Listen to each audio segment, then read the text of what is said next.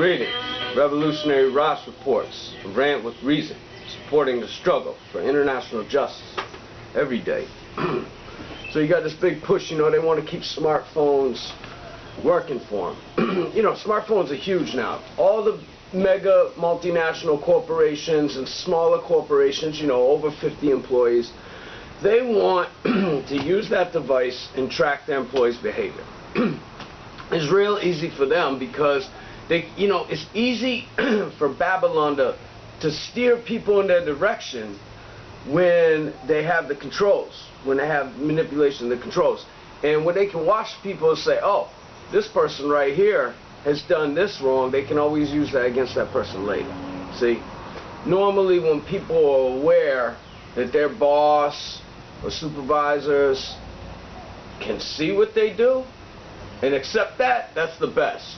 But even if they don't accept it and the boss still does it, the boss still has that legal right, right? So, before they were riffing about, can a boss look at an employee's email? Remember that they were talking about that years ago?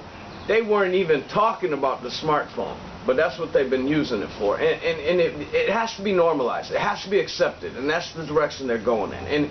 And when you go on this YouTube, 90% of those comments down there are paid actors, and their job is to normalize the idea that you don't have any privacy anymore, because they get paid selling it off. That's their job, to steal your information, to steal your privacy and to sell it off, because the smartphone itself is the best tool that mankind has ever devised to be able to spy on people. And not only spy on them, but to take their information, not just spy on one person, but spy on everyone, and take their information and begin to characterize people, And in that way, the real ruling classes can find out who are the piglets that are going to suck on their nipple, right? Or who are the people that are going to stand up for truth and rights. So, you got, there's a big push to advertise these phones, because what they want to do is they want to normalize it, right? They want you to think it's cool. As long as you think it's cool, as long as it's in fashion, that's what you're going to follow. Yeah, because Satan uses fashion to disguise himself. So, here we have this woman, Ellen. I guess the name is Ellen. She's a crazy looking lady. And I guess she's supposed to be crazy, right? But seriously, man, I gotta turn that shit upside down. But yeah, they want you to use that tool to defeat yourself. They had this trial with this guy, the Blade Runner, supposedly killed his girlfriend, says it was an attacker. But you got to think, this is one of the most prominent peoples in South Africa. Really, highly I mean, what an inspiration, with no legs to be able to run like he could and things of that nature.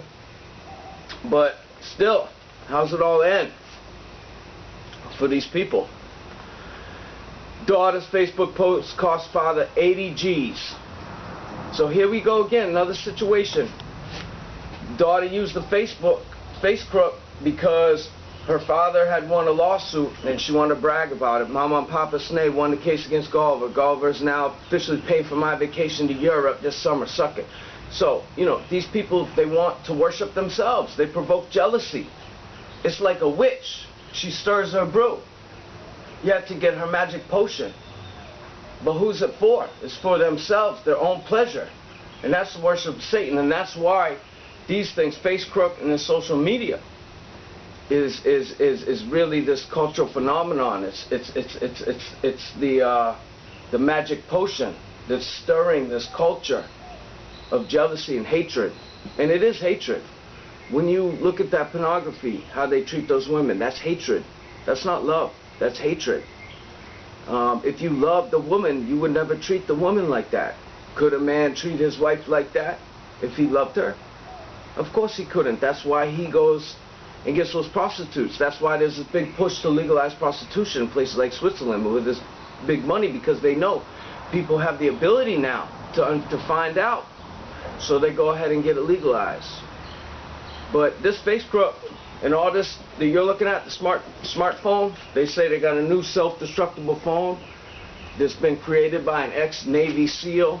It's going to help you to self-destroy your phone so nobody else can take your information, right? All this stuff right here is slavery, and it's a fantasy. It's a fantasy world. It's not real life. Real life is right here in Nigeria. 90 died in Bloody Weekend. Uganda sending more troops to Somalia because there's uprising there, because there's global powers that are using these groups and using capital, because it's only through capitalism that they're able to do this. And they're faking it as a front to be a religious war, religious grounds. But that's not the truth. That's not why these people are having to escape into Spain. Immigrants celebrate after jumping a fence from Northern Africa. They're really having to escape because of the resources that these global powers want to take over. And they're pushing the people off the land. It's happening all over. And Sweden is one of the only countries, if the only country in Europe, out of 9 countries, I believe, that will take in people from Syria. So, you know, the people need a place, and they're being driven out from their land so they can extract the resources. You know, and then there's this protest right now against the state of Israel from the ultra-Orthodox Jewish people. You know, they're blessed, and they know the truth. And it makes up 8% of the population of the state of Israel. And the state of Israel has passed a law to mandate that these people begin to join their forces, the Roman soldiers of Babylon, on their quest for destruction. And the people stood up and they said, no, we will not follow this. This is not our true father.